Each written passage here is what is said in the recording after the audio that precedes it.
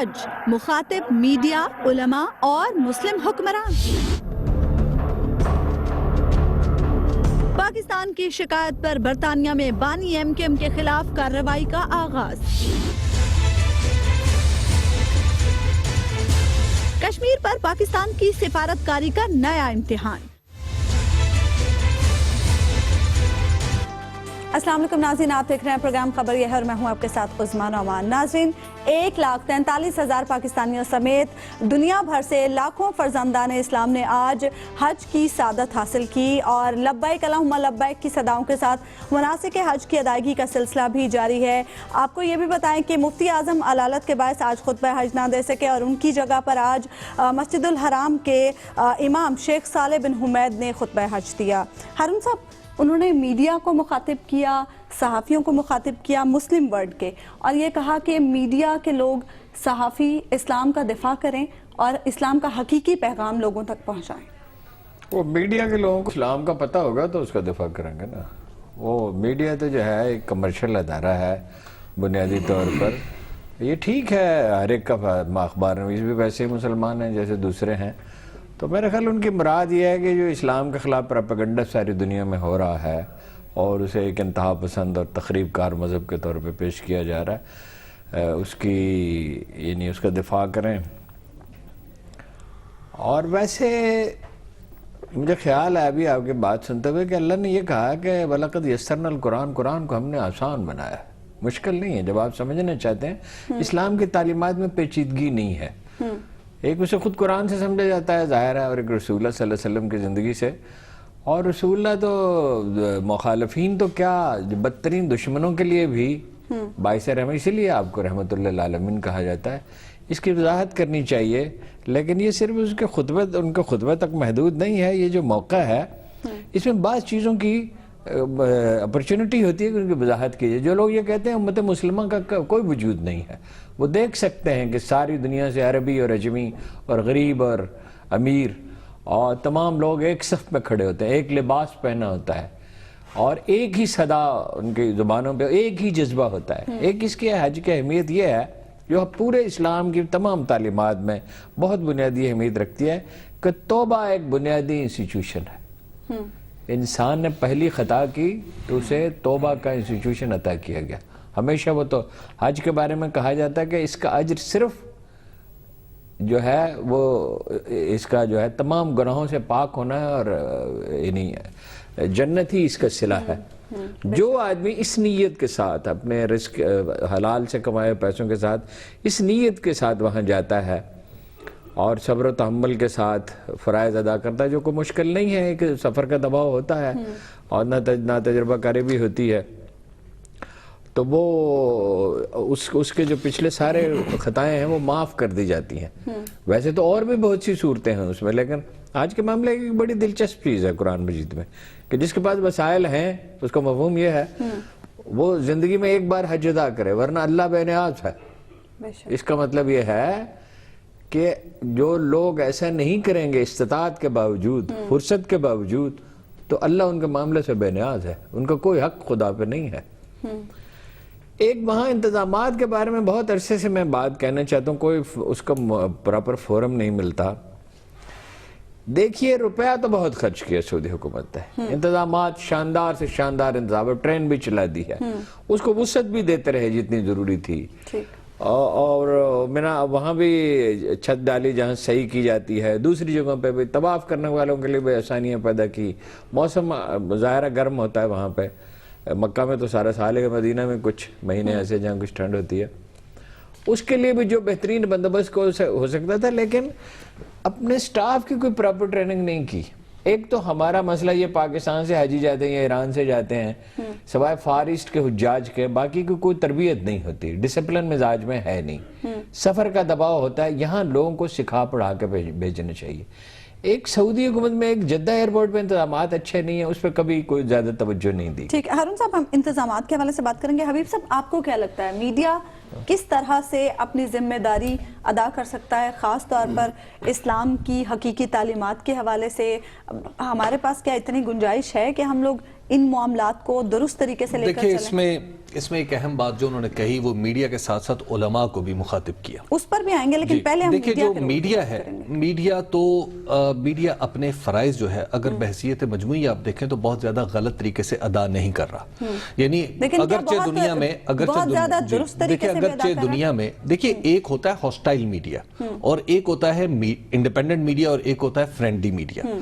اب جو hostile media ہے اس کا علاج تو ہم نہیں کر سکتے. جو اسلام کے خلاف جنہوں نے یا اسلامی شاعر کے خلاف کمر بستہ ہیں کہ اس کے بارے میں بدگمانی ہی پھیلانی ہے, کچھ خلاف ہی بات کرنی ہے, تو اس کا تو کوئی علاج نہیں ہے.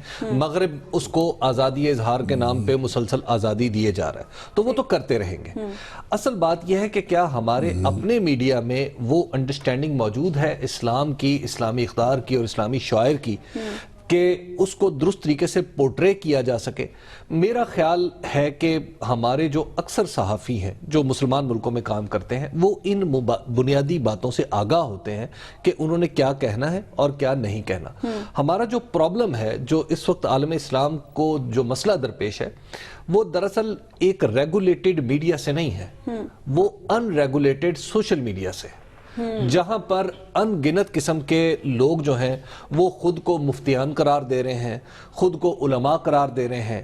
کئی واٹس ایپ کے ذریعے الٹی سیدھی باتیں جو ہیں وہ پہنچ رہی ہیں. اچھا, اسی طرح بہت سارے وہ لوگ جو جلسوں میں بڑے جو علماء سے پہلے مجلس گرمایا کرتے تھے اور محض وہ کوئی چھوٹی موٹی بات کیا کرتے تھے, اب وہ مفتیان کے درجے پہ فائز ہو کر یوٹیوب کے اوپر یا اس طرح کے سوشل پلیٹ فارمز کے اوپر اپنی اپنی تقاریر اور رنگ آمیزیوں کے ساتھ وہ اس کو چشمہ کر دیتے ہیں. علماء کو بھی یہ میسج دیا کہ سخت مزاجی کو ترک کریں اور خوش اخلاقی کا رویہ اپنائیں تاکہ لوگ ان کے قریب آئیں اور اسلام کا جو درست میسج ہے وہ لوگوں تک پہنچ سکے. دیکھیں میرا خیال ہے کہ اس خطبے میں جو اہم ترین بات ہے وہ یہی ہے علماء کی. دیکھیے ہمارے ہاں جو علماء یعنی آپ یہ مانتے ہیں کہ علماء کا رویہ دیکھیے علماء ہمارے ہاں علماء کا رویہ جو ہے اس کے اوپر کچھ سوالات اٹھتے ہیں. مثال کے طور پہ ہمارے علماء جو بیشتر آج کل کے ہیں, میں معذرت کے ساتھ میں خود اسی کمیونٹی کا حصہ خود کو سمجھتا ہوں, لیکن اپنے ہی دوستوں سے ہمدردی کے انداز میں بات ہو سکتی ہے. تو ہمارے جو علماء ہیں اور جو نوجوان علماء ہیں بالخصوص, وہ تشریحات اور تعویلات کی کتابیں انہوں نے پڑھ رکھی ہیں, امہات کتب کے ساتھ ان کا رابطہ نہیں ہے. اب ہوا یہ ہے کہ تشریحات اور تعویلات کی یہ کتب جو لکھی گئی تھی 400 سال پہلے یا 500 سال پہلے یا 800 سال پہلے, اس زمانے کے ان بزرگوں نے اور ان اکابرین نے یہ کتب اپنے عہد کو انڈرسٹینڈ کرتے ہوئے لکھی تھی.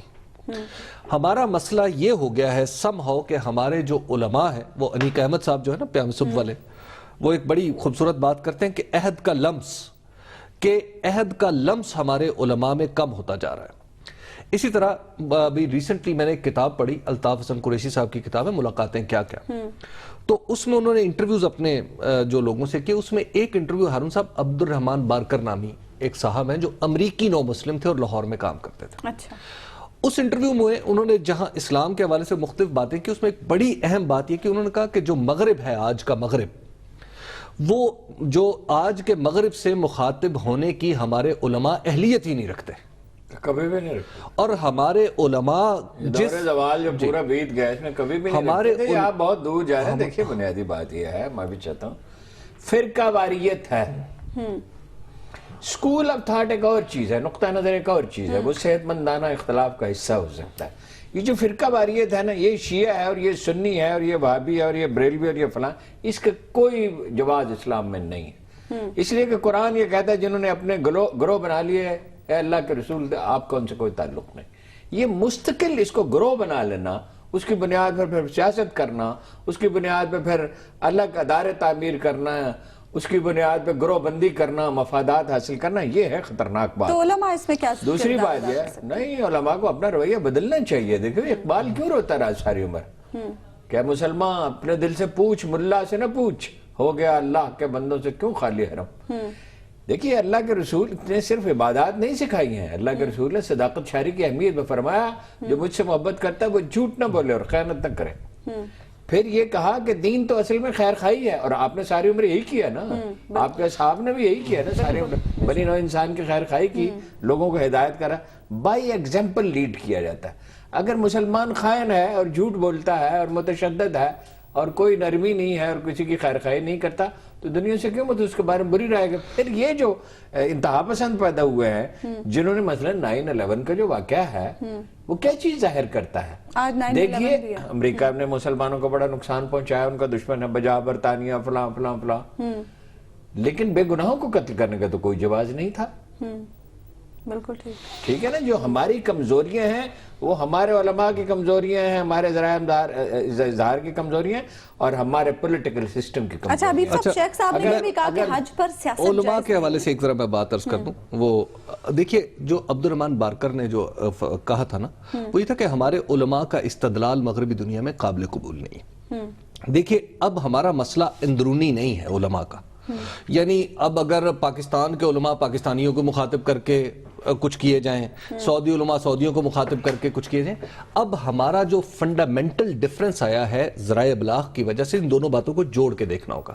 ذرائع ابلاغ کی وجہ سے فنڈامنٹل پرابلم یہ آیا ہے کہ ہمارے علماء جو ہیں اب ان کی آڈینس ہو چکی ہے انٹرنیشنل، جبکہ علماء اپنے مدرسے کی مسند چھوڑنے کے لیے تیار نہیں ہے، اپنے کلاس روم سے باہر نکل کے اس عہد سے کنیکٹ ہونے کے لیے تیار نہیں ہے۔ دیکھیے اب لیکن بہرحال اس حوالے سے پاکستان کے بارے میں آپ کو عرض کروں کہ پاکستان میں جو جماعت اسلامی سے تعلق رکھنے والے مدارس ہیں، وہاں پہ اگین امہات کتب کی طرف رجوع بڑھا ہے کہ ان کی نئی تشریحات کی جائے۔ اسی طرح جامعۃ الرشیدیہ ہے، دارالعلوم کراچی ہے، مفتی تقی عثمانی صاحب، اور یہ لوگ ہیں جو بڑھ رہے ہیں، اور اس کی سب سے زیادہ ضرورت جہاں پہ ہے وہ ملک سعودی عرب ہے کہ اس کے علماء بھی تھوڑا اپنا ذہن کھولیں۔ ایک بریک لے لیتے ہیں یہاں پہ ہم ناظرین، اور بریک کے بعد بھی ہم گفتگو کا سلسلہ جاری رکھیں گے۔ میں تھوڑی سی بات کرتا ہوں۔ ویلکم بیک ناظرین، بریک پر جانے سے پہلے ہم بات کر رہے تھے خطبہ حج کے حوالے سے۔ ہارون صاحب، علماء کی ذمہ داری کے حوالے سے ہم بات دیکھیے گزارش یہ ہے، اقبال آخری آدمی تھا، یہ آج کا مسئلہ نہیں ہے، یہ مسئلہ مدتوں سے پیدا ہوا۔ اقبال آخری آدمی تھا جو کنٹمپریری تہذیب کو سمجھتا تھا۔ دنیا میں غالب تہذیب ہوتی ہے، اس کے گہرے اثرات ہوتے ہیں، اس سے نمٹنے کے لیے دلائل کی ضرورت ہوتی ہے۔ جیسے تاتاری آئے، ایک لمبا قصہ ہے، مگر اقبال نے کہا کہ پاسما مل گیا کعبے کو صنم خانے سے۔ چونکہ علمی طور پہ مسلمان مضبوط تھے، لہذا وہی تاتاری خود ہی مسلمان ہو گئے۔ تو یہ اقبال آخری آدمی تھا جو مغربی تہذیب کو سمجھتا تھا، اس دور میں اٹھنے والے سوالوں کو اس نے جواب دیا۔ اس کے بعد کسی نے جواب نہیں دیا۔ اب یہ ہمارا عالم دین اس کو سمجھتا ہی نہیں ہے۔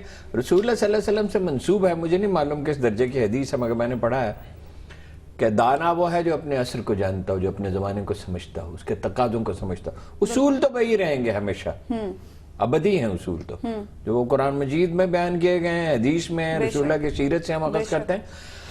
مگر اپنی دنیا کو تو سمجھنا ہوگا، جو مسائل اور وہ چیلنجز وہ لے کر آتی ہے۔ مذہبی آدمی کا مسئلہ یہ ہے، اس کا مزاج قبائلی ہے، یہ ماضی میں زندہ رہتا ہے، یہ اس لباس حلیے کو اہمیت دیتا ہے، یہ ان ایشوز کو اہمیت نہیں دیتا جو نیا زمانہ پیدا کرتا ہے۔ ابھی سب علماء کی ہم بات کر رہے تھے کہ ان کو اپنا سخت رویہ ترک کرنا ہوگا۔ ہمارے علماء کی جانب سے خواتین کے حوالے سے بھی بڑی ایسی باتیں کی جاتی ہیں، حالانکہ اسلام میں تو عورت کا بہت مقام ہے۔ دیکھیے بات یہ ہے کہ اسلام میں جو خواتین کا مقام ہے نا، اس کے تعین میں ہمارے فقہ میں بہت ساری ایسی چیزیں در آئی ہیں جن کا ایک خاص وقت میں خاص ماحول سے تعلق تھا، اور ان کو ہم نے آپ اس کو یوں کہہ لیجئے کہ ہماری کمکوشی ہے مسلمانوں کی کہ ہم نے وہ جو مقامی چیزیں تھیں، مقامی اثر تھا فقہ پہ، اس کو ہم کو بہت زیادہ دور نہیں کر سکے اب تک۔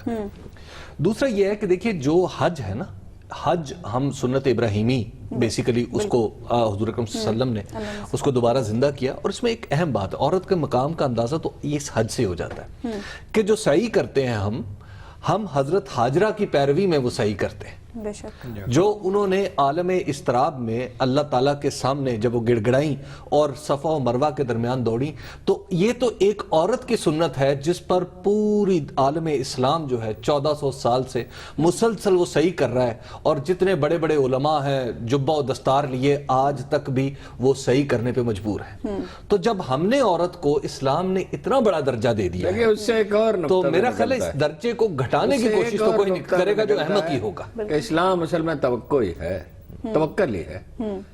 جناب ابراہیم علیہ السلام نے اور ان کا خاندان نے اللہ پہ مکمل بھروسہ کیا، اپنے خاندان کو وہاں چھوڑ کر چلے گئے اور وہیں سے اسلام پھلا پھولا, وہی اللہ کا گھر قرار پایا, انہی کا طریق جو ہے اسی کی پیروی کی ہدایت کی. اور جس کی آپ یوں کہیے کہ اگر مجھے تاریخ دان اجازت دیں اور اس کی جزیات میں نہ الجھ جائیں, تو ہماری جو خانہ کعبہ کی پہلی تولیت تھی وہ بھی تو حضرت ابراہیم نے کس کے حوالے کی؟ ایک معصوم بچے کے اور ایک عورت کے حوالے. مسئلہ یہ ہے کہ جس جگہ پہ اللہ تعالیٰ نے بنانا تھا خانہ کعبہ, جہاں مقصود تھا بنوانا حضرت ابراہیم سے, وہاں سب سے پہلے ایک عورت آئی. تو اس لیے جو عورت کی جو حیثیت کو کم کرنے کی کوئی بھی ہمارے علماء اگر کوشش کرتے ہیں تو مجھے لگتا ہے کہ یہ کچھ تھوڑا سا یہ قرین انصاف بات نہیں. ٹھیک ہے. اچھا ہارون صاحب, مسلم حکمرانوں کو اپنی ذمہ داری پوری کرنا ہوگی, یہ بھی خطبہ حج میں کہا گیا, کیونکہ مسلم حکمران بس اتنا ہی وہ کہہ سکتے ہیں. کہنے کی بات یہ ہے کہ مسلمان حکمران اپنی ذمہ داری پوری نہیں کر رہے. مسلمان حکمران اپنے تعیش میں گم ہیں, اپنے ذاتی کاروبار کرتے ہیں, یعنی اقتدار سے جو فوائد ثمرات حاصل ہو سکتے ہیں ہم کرتے ہیں. اپنی قوموں کو کون ذمہ داری لیتا ہے؟ جہاں کہیں مسلمان عوام کو موقع دیا گیا ہے کہ وہ اپنے حکمران چنیں, اور جہاں کہیں اس بات کو رائے عامہ کے مفاد کو ملحوظ رکھے, ملائیشیا میں, ترکی میں, وہاں کتنی بڑی حیرت انگیز تبدیلیاں آئی ہیں اور قومیں زندہ ہو گئی ہیں مدتوں کے بعد. تو مسلمان حکمران ہی تو سب سے بڑا مسئلہ ہے. مگر یہ بھی اللہ کے رسول نے کہا کہ تمہارے حکمران ویسے ہوں گے جیسے تمہارے اعمال ویسے ہوں گے جیسے تمہارے اعمال ہوں گے. حکمران بھی تو ویسے ہی ہوں گے نا جیسے معاشرے کا. معاشرے کو سدھارے بغیر, حکمران کو جس کام میں ہم لگے ہوئے ہیں پاکستانی ایک طویل عرصے سے, معاشرے کی اصلاح کیے بغیر یہ توقع کرنا کہ حکمران بہتر ہو جائیں گے, یہ کبھی ہوئے نہیں, نہ کبھی ہو سکے. ایک بریک لے لیتے ہیں یہاں پہ ہم ناظرین, اور بریک کے بعد بھی ہم گفتگو کا سلسلہ جاری رکھیں گے. ویلکم بیک ناظرین. برطانیہ کے ہوم آفس نے پاکستان کے جانب سے بانی ایم کے ایم کے خلاف بھیجے جانے والا ریفرنس میٹروپولیٹن پولیس کے حوالے کر دیا ہے, اور یہ کہا گیا ہے کہ بغور اس ریفرنس کا مشاہدہ کر کے اس کے بارے میں فیصلہ کیا جائے گا, اور اگر مزید شواہد کی ضرورت ہوئی تو برطانوی ہائی کمیشن کے ذریعے حکومت پاکستان سے رابطہ بھی کیا جائے گا. حبیب صاحب, قانون اس بارے میں کیا کہتا ہے؟ کیا یہ مقدمہ پاکستان میں نہیں چلایا جا سکتا تھا؟ دیکھیے بات یہ ہے کہ اگر معاف کیجئے گا, جو قانونی پوزیشن ہے وہ یہ ہے کہ 2005 میں یونائیٹڈ نیشن نے قرارداد سیکیورٹی کونسل نے منظور کی تھی 1624, جس میں کہا تھا کہ کسی بھی ملک میں تشدد پر اکسانا, یہ خاص طور پر سوشل میڈیا کی ایڈوینٹ کے ساتھ یہ بات ہوئی تھی کہ تشدد پر اکسانا ایک ایسا جرم ہے جس پہ تمام ریاستوں کو ایک دوسرے کے ساتھ کام بھی کرنا چاہیے, اور پھر ایک mutual legal assistance frame work بھی بنا تھا. اب یہ ہے کتابی صورتحال, یہ تو ہے کتاب میں لکھا ہے کہ جیسے جناب الطاف حسین کے خلاف جیسی شکایت جائے گی تو یہ پورے کا پورا قانونی پروسیس عمل میں شروع کر دے گا, اور الٹیمیٹلی وہ نتیجہ نکلے گا جو ہمارے چودھری نثار صاحب چاہتے ہیں. دیکھیے چودھری نثار صاحب کا اور ہماری وزارت داخلہ کا مسئلہ یہ ہے کہ وہاں پر سارے کے سارے عقل کل ہیں. وہاں پہ کوئی آدمی مشاورت کرنے کے لیے تیار نہیں, کوئی آدمی قانونی پوزیشن کو اور سیاسی پوزیشنز کو سمجھنے کے لیے تیار ہی نہیں. اب مسئلہ یہ ان سے پوچھا جانا چاہیے کہ یہ جو ریفرنس آپ نے بھیجا ہے برطانیہ میں, دیکھیے قانون کی ہمیں انداز سمجھنا چاہیے. وہ یہ ہے کہ جرم اگر ایک علاقے میں ہوا ہے, ایک ملک میں ہوا ہے, جب اس کو دوسرے ملک کے لیگل پرزم سے دیکھا جائے گا, لیگل پرسپیکٹو سے, تو ہو سکتا ہے وہ جرم ہی نہ ہو. آپ نے اپنے ملک میں ہونے والے ایک جرم کو ایک ایسی مصیبت میں, یعنی وہاں پہ لیگل فریم ورک کے اندر ڈال دیا, اس کنویئر بیلٹ کے اوپر چڑھا دیا ہے, جس کا انجام کچھ بھی ہو آپ کے لیے نقصان دہ ہے. اول تو یہ ہے کہ اس پہ کوئی کاروائی نہیں ہوگی. یہ اس طرح کے جو ٹرانس نیشنل جرائم ہوتے ہیں نا, اور خاص طور پہ اس طرح کے, اس کے اوپر کوئی اب تک میری معلومات میں ایسا کوئی کیس نہیں ہے. آپ کے تو اس استدلال سے پھر یہ لگتا ہے کہ الطاف حسین پر غداری کا مقدمہ بھی نہیں چلایا جا سکتا, جو کہ یہاں پہ لوگ چاہتے ہیں. اب بات یہ ہے کہ یہ ایک تو ہے لوگوں کے دلوں کی خواہش, ٹھیک ہے, اور ایک ہے قانون. محب وطن پاکستانی تو یہی کہے گا نا بھائی کہ جو پاکستان کے خلاف بات کرے اس پر غداری کا مقدمہ چلایا جائے. خواہشات کا احترام اپنی جگہ, لیکن بات یہ ہے کہ کیا ایک برطانوی شہری نے پاکستان کے بارے میں اگر کوئی غلط بات کی تو اس پہ غداری کیا ہے؟ غداری اپنے ملک کا آدمی کرتا ہے. تو پھر وہ شخص پاکستان کی سیاست میں کیسے یہ ہے قانونی پوزیشن. اس کا راستہ کیا تھا؟ راستہ اصل تو بات یہ ہے کہ آلٹرنیٹ راستہ کیا تھا. راستہ یہ تھا اور زیادہ سخت تھا کہ ہم برطانوی حکومت سے پورا احتجاج کرتے کہ آپ کی سرزمین ہمارے خلاف استعمال ہو رہی ہے, آپ کی سرزمین سے جو اکساہٹیں آتی ہیں وہ ہماری سرزمین پر فساد کا باعث بنتی ہیں. آپ کی سرزمین پہ لوگ بیٹھتے ہیں, آپ کا ٹیلی گرافک سسٹم یوز کرتے ہیں, آپ کا ٹیلی کمیونیکیشن کا نظام یوز کرتے ہیں اور ہمارے ملک میں بربادی کا سامان کرتے ہیں. قصور ہمارا ہے. یہ ہے پوزیشن ہماری جو ہمیں لینی چاہیے تھی اور ہم نے نہیں لی. دیکھیے, اور جو ہم نے نہیں لی, ہمیں اس کو انٹرنیشنلی برطانیہ کے لیے, ان کے لیے پرابلم کریٹ کرنا چاہیے تھا. مجھے یوں لگتا ہے کہ جیسے یہ جو سارا سسٹم لیگل سسٹم میں ڈالا ہے نا, یہ بھی کر دو, یہ کیس بنا دو, وہ کیس بنا دو, یہ سب کے سب and and not position. Haroon صاحب, پاکستان نے تو اپنی حجت تمام کر دی, برطانیہ سے کیا ایکسپیکٹ کریں؟ جو حبیب صاحب بات کر گفتگو سے صدمہ بہت ہوا. یعنی کسی نہ کسی طرح جواز تلاش کرنا چاہیے ہر اس شخص کے لیے جو ملک کو نقصان پہنچاتا ہے. یہ چودھری نثار علی خان کا فیصلہ ہے, اس میں وزیر اعظم شامل نہیں ہے, اس میں دوسری وزارتیں شامل نہیں ہیں, اس میں کسی سے کوئی مشورہ نہیں کیا گیا. یہ آپ پہ الہام ہوا ہے پورے پاکستان میں, یہ بات کسی کو معلوم نہیں ہے. میں نے معلوم کیا ہے تو مجھے پتہ چلا ہے نا. اصل سوال یہ نہیں ہے. اصل سوال یہ ہے کہ ایک آدمی نے قتل و غارت کرائی ہے, راہ کے ساتھ سے وہ پیسے لیتا رہا ہے, اعلانیہ وہ کہتا ہے یہ ملک ایک ناسور ہے, دہشت گردی کا گڑھ ہے, فساد فی الارض وہ کا وہ مرتکب ہے, اور جس کے بارے میں قرآن کریم یہ کہتا ہے یہ قتل سے بڑا گناہ ہے, اور خود وہ اس کی سزا بھی بھگت رہا ہے. یعنی ذلیل و رسوت الگ ہو رہا ہے, گینگرین اس کو ہو گئی ہے, بلڈ پریشر کا وہ مریض ہے, اپنے آپ پہ قابو سے رہا نہیں, دنیا بھر کی بد دعائیں اور اللہ کے پھٹکار اس پہ ہے, لعنت اس پہ پڑ رہی ہے. لیکن اس کے لیے کوئی نہ کوئی جواز تلاش کرنا ہے, بڑا ضروری ہے. جو آدمی اس ملک کو نقصان پہنچائے, وہ چکزئی ہو, وہ اسفندیار ہو, وہ کوئی ہو, جو آدمی اس ملک کی بنیادوں کو کھوکھلا کرے, اسے نقصان پہنچائے, اسے ڈیمیج کرنے کی کوشش کرے, اس کے لیے کوئی نہ کوئی جواز ڈھونڈنا چاہیے. یہ بہت ضروری ہے, دانشوری اسی کو کہتے ہیں اس ملک میں. بات یہ ہے کہ وہ برٹش حکومت کے زیر سایہ یہ سب کچھ کر رہا تھا. یہ دنیا کی بیسٹ پولیس سمجھی جاتی ہے برٹش پولیس. 6 سال میں نہ منی لانڈرنگ پہ کوئی پیش رفت ہوئی, نہ عمران فاروق کے قتل پہ کوئی پیش رفت ہوئی. وہ قتل کے بارے میں تو شکوک و شبہات پائے جاتے ہیں, کہا نہیں جا سکتا کہ وہ کتنا ملوث ہے اس میں, براہ راست ہے نہیں ہے, اگرچہ شواہد ہیں اس کے. لیکن منی لانڈرنگ کا کیس تو بالکل واضح تھا. خود ان کا اپنا میڈیا جو کچھ کہہ رہا تھا, بی بی سی کی فلم یہ کہہ رہی تھی کہ راہ کے ساتھ اس کے تعلقات ہیں, اور بہت سے شواہد ہیں. اس کے خلاف کارروائی ہو یا نہ ہو یہ اہم بات نہیں ہے. اہم بات یہ ہے کہ وزارت داخلہ سے ایک ٹیکنیکل غلطی ہو گئی ہے, تو یہ بڑی خوشی کی بات ہے. ٹیکنیکل غلطی ہو گئی ہے, اس ملک کے دشمنوں کو محفوظ رہنا چاہیے. مجرم بچیں گے نا؟ نہیں, وہ مجرم کیا بچیں گے جی. اگر اسٹیٹ جیسے اب سٹینڈ لیا ہے, اس کے برطانیہ میں اثرات نظر آ رہے ہیں نا. اگر اسٹیٹ سیریس ہو, سیریس تھی, رینجرز کو بھیجا گیا, قتل و غارت بند ہوئی. اسٹیٹ سیریس ہو, سری لنکا سے بات کی جائے, ساؤتھ افریقہ سے بات کی جائے, تھائی لینڈ سے بات کی جائے, آپ کے ہاں ٹھکانے ہیں, دنیا میں پریشر بلڈ کیا جائے. مگر یہ تو خیر دوسری باتیں ہیں. صدمے کی بات یہ ہے کہ کسی نہ کسی طرح الطاف حسین کے لیے جواز تلاش کرنا چاہیے, اور جو لوگ اسے سزا دینے کے متمنی ہیں ان کی خامیاں تلاش کی جائیں, ان کی مذمت کی جائے, انہیں ڈیمیج کیا جائے, انہیں ناکارہ قرار دیا جائے. ان کی مذمت اس لیے کی جائے کہ انہیں یہ بھی پتہ نہیں ہے کہ کس کو کس طرح سزا دینی ہے. اب آپ ذرا تصور کریں, اب کیا رکاوٹ ہے اس بات میں؟ ایک منٹ, اب کیا رکاوٹ ہے؟ اب آپ وزیر اعظم سے کہیے اور لوگ بھی کہیں کہ بھائی صاحب احتجاج کریں.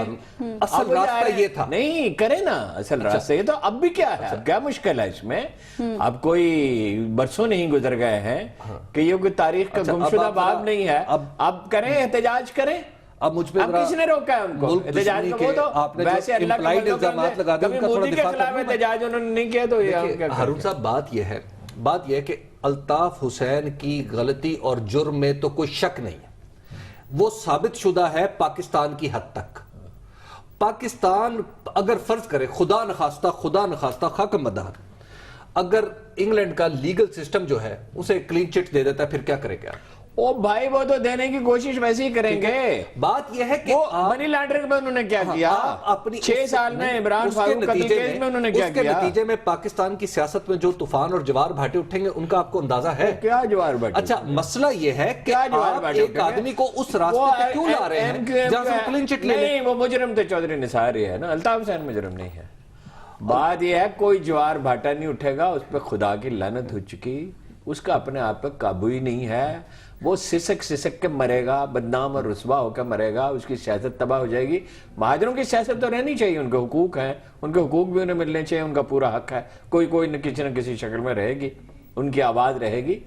خدا نے اسے رسوا کیا اور ہر اس شخص کو رسوا کیا جس نے پاکستان کو تباہ کرنے کی کوشش کی. ان سب لوگوں کا انجام برا ہوا جنہوں نے اس ملک کو توڑنے اور تباہ کرنے کی کوشش کی. اس کا بھی برا ہوگا, ایک نہیں تو دوسرے راستے. چودھری نثار صاحب کے بارے میں ایک فیکٹ ذرا ریکارڈ پہ رہنا چاہیے, ٹھیک ہے, وہ یہ ہے کہ جب نواز شریف صاحب آپریشن کر رہے تھے نا ایم کیو ایم کے, تو اس وقت ان کی کیبنٹ میں سب سے زیادہ دکھ جس کو ہو رہا تھا نا, جس وزیر کو, ان کا نام چودھری نثار علی خان تھا. چودھری نثار علی خان صاحب اس وقت ایم کیو ایم کی پشت پناہی فرماتے تھے. وہ بھی یہی چاہتے ہیں نا کہ بات یہ ہے جیسے آپ چاہتے ہیں کہ تمام جماعتیں جو ہیں وہ اپنے, میں بات یہ ہے کہ اس وقت جو ہے, اس وقت ملک کی سیاست میں یہ جو کیس ہے نا, یہ جو ایک کمزور سا کیس بنایا گیا ہے, یہ ملک کی سیاست میں ایک ٹائم بم فٹ کرنے کی کوشش کی. You are giving the impression کہ جان بوجھ کے کمزور کیس. مجھے یوں لگتا ہے. کیوں؟ مجھے یوں لگتا ہے کہ جیسے یہ why he should be sympathetic with MQM. مسئلہ یہ ماضی میں رہے ہیں, وہ ماضی میں رہے ہیں. وہ ماضی میں کہ یہ کیا آپ سازش کی تھی. لیکن ابھی صاحب اب حالات مختلف ہیں, اب وہ حالات نہیں. وہ بالکل ایک اور سچویشن تھی. اس وقت بھی ان کی رائے غلط تھی, اس وقت ان کی رائے غلط تھی. وقت نے ثابت کیا کہ سیاست اپنی جگہ, اس کی تو ظاہر ہر ایک کو آزادی ہونی چاہیے, کہ ایم کیو ایم کا لیڈر پہلے دن سے یہ ملک توڑنے پہ تلا ہوا تھا, پرچم جلانے سے, پاکستانی پرچم جلانے سے, تو اس نے اپنی سیاست کا آغاز کیا تھا. بعد میں بھی وہ اسی طرح کی حرکتیں کرتا رہا اور انجام اس کا آ پہنچا ہے. یہ ایک جزوی بات ہے کہ یہ ریفرنس مضبوط ہے, کمزور ہے. اگر وہ کمزور ہے اس کو بہتر بنایا جا سکتا ہے. میں یہ سمجھتا ہوں اگر یہ اسٹریٹجی اچھی نہیں ہے اس سے بہتر اسٹریٹجی بنائی جا سکتی ہے. ملک کی سیاست سے الطاف حسین کا نام ختم ہو گیا تھا 22 اگست کے بعد. یہ ریفرنس کی کمزوری اور اس طرح کے اقدامات اس کو دوبارہ ریلیونٹ بنانے کی. ایک بریک لے لیتے ہیں یہاں پہ ہم ناظرین, اور بریک کے بعد ہم بات کریں گے وزیر اعظم کے دورہ امریکہ کے حوالے سے.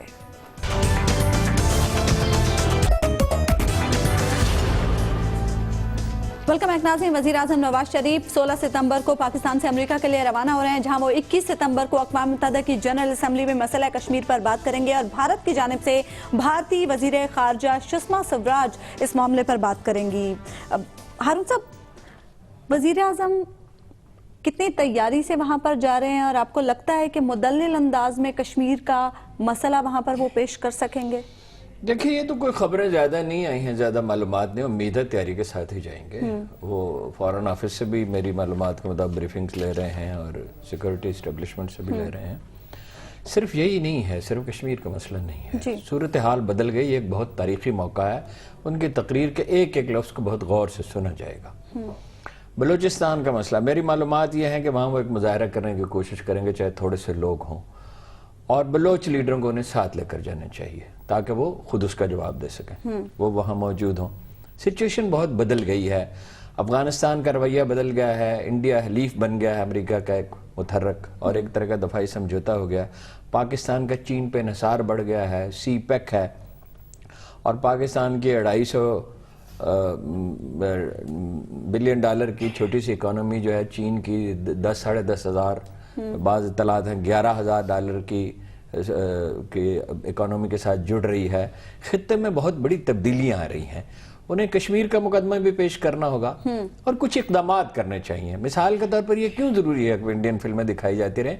ہم جنگ نہیں کر سکتے, صورتحال ایسی ہے, مگر کچھ جو گڈ ول جسچر ہم دے سکتے ہیں. 60 دن سے وہ گھروں میں محصور ہیں اور ظلم بڑھ رہا ہے, کشمیری انڈین آرمی کی تعداد بڑھ رہی ہے, تو کوئی جسچر تو ہمیں انہیں دینا چاہیے, شائستہ حدود میں رہتے ہوئے, جو کچھ ہم عالمی حالات کو ملحوظ رکھتے ہوئے جو ہم کر سکتے ہیں.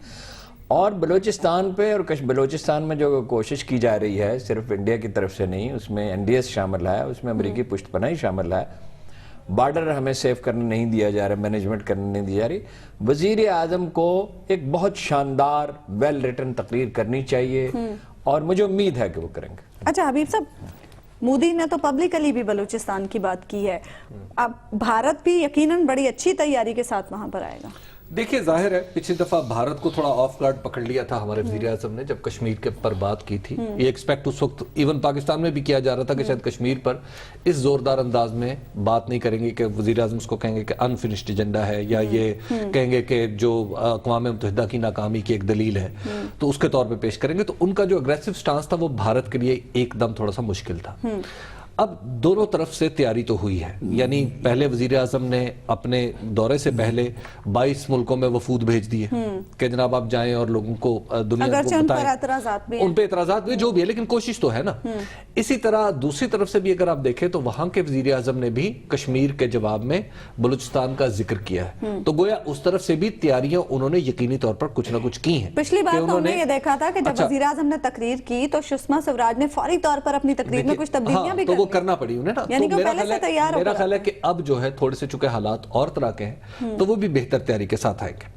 دوسری ایک بات یہ ہے کہ دیکھیے میں وزیر اعظم کی، ہمارے ملک ایسا ہے کہ اس کو ظاہر ہے انٹرنیشنل ایکسپوجر کی ضرورت ہے زیادہ سے زیادہ، لیکن جو یہ جنرل اسمبلی میں وزیر اعظم کا جانا اور ہر سال جانا اور تواتر سے جانا، مجھے یوں لگتا ہے کہ وزیر اعظم کو اس بات سے گریز کرنا چاہیے۔ ہماری خارجہ پالیسی میں یہ جو وزیر اعظم کا یہ کردار ہے نا کہ جنرل اسمبلی میں جا کے، دیکھیے پوری دنیا میں جنرل اسمبلی کی حیثیت اور اہمیت اب اتنی اس کی ہے، بس ایک ڈپلومیٹک فورم کے طور پہ ہی رہ گئی ہے۔ تو ایسے موقع پہ ہمارے وزیر اعظم کی بجائے اگر صدر مملکت چلے جاتے تو وہ زیادہ ایفیکٹو بھی ہوتا اور زیادہ مطلب وزیر اعظم کو، ہمارا چونکہ وزیر اعظم حکومت کا سربراہ ہوتا ہے اور پھر ہمارا مقابلہ بھارت سے ہے، جب وہاں انہوں نے ڈاؤن گریڈ کر دیا ہے جنرل اسمبلی کو، تو میرا خیال ہے کہ ہمیں بھی اکارڈنگلی اس بات پہ غور کرنا چاہیے کہ ہمارے وزیر اعظم کو وہ کام کرنے چاہیے خارجہ میں جو بہت میننگ فل ہوں اور جن کے ریزلٹس جو ہیں وہ مطلب نکالے جا سکیں۔ جنرل اسمبلی میں وزیر اعظم کا جانا، خواہ اچھی تیاری کے ساتھ جائیں، وہ کو بہت زیادہ مؤثر نہیں ہوتا۔ میرا خیال ہے اس پہ ہماری وزارت خارجہ کو بھی غور کرنا چاہیے اور حکومت کو بھی۔ اچھا ارون صاحب، یہ بھی خبریں ہیں کہ وزیر اعظم جانے سے پہلے کچھ اہم فیصلے بھی کریں گے، خاص طور پر army chief general Raheel Sharif کے حوالے سے۔ یہ بات دیکھیے وہ تو طرح طرح کی خبریں آ رہی ہیں، میرا خیال ہے اس میں سپیکولیشن کا عنصر بہت زیادہ ہے۔ مثلا آج ایک خبر چھپوائی گئی ہے کہ وہ نہ انہیں توسیع دینا چاہتے ہیں اور نہ فیلڈ مارشل بنانا چاہتے ہیں۔ بات تو یہ پرانی ہو چکی ہے، تو زچ کرنے کے لیے ایسا لگتا ہے۔ خان صاحب نے بھی یہ تو کہہ دیا کہ انہوں نے فیلڈ مارشل بننے سے انکار کیا۔ نہیں، وہ تو قصہ میرے خیال میں ختم ہو چکا ہے، اور توسیع جب وہ خود کہہ چکے میں توسیع لینا نہیں چاہتا تو دباؤ کیا ہے؟ یہ عجیب و غریب استدلال ہے، میری سمجھ میں نہیں آیا کہ جی پارٹی کے رہنما دباؤ ڈال رہے ہیں۔ کیا دباؤ ڈال سکتے ہیں؟ اور کچھ اور لوگ جس کی کوئی وضاحت نہیں کی گئی۔ میرا خیال ہے اس چیپٹر کو اب کلوز کرنا چاہیے، ان کے ریٹائرمنٹ کا وقت آ رہا ہے۔ ادارے اہم ہوتے ہیں، افراد اپنی جگہ اہم ہوتے ہیں بعض اوقات بہت، اور بیانڈ ڈاؤٹ کہ وہ بہت پاپولر ہیں۔ ان کے دور میں وزیرستان میں کاروائی ہوئی، بلوچستان میں اور مزید بہتری آئی، اور کراچی میں بہت بہتری آئی، اغوا برائے تاوان اور بھتہ خوری اور یہ ٹارگٹ کلنگ کم ہوئی۔ لیکن اب اس چیپٹر کو کلوز کرنا چاہیے۔ جو نیا آدمی آئے گا ان کی جگہ لے گا۔ آدمی کو تو دوام نہیں ہے، دوام تو سفر کو ہے۔ تو میرا خیال ہے اس پہ زیادہ سپیکولیشن کرنی نہیں چاہیے، اس سے پیچیدگی پیدا ہوتی ہے۔ ٹھیک ہے، پروگرام کا وقت ناظرین ختم ہو، آپ سے ملاقات ہوگی انشاءاللہ اگلے ہفتے۔ اللہ نگہبان۔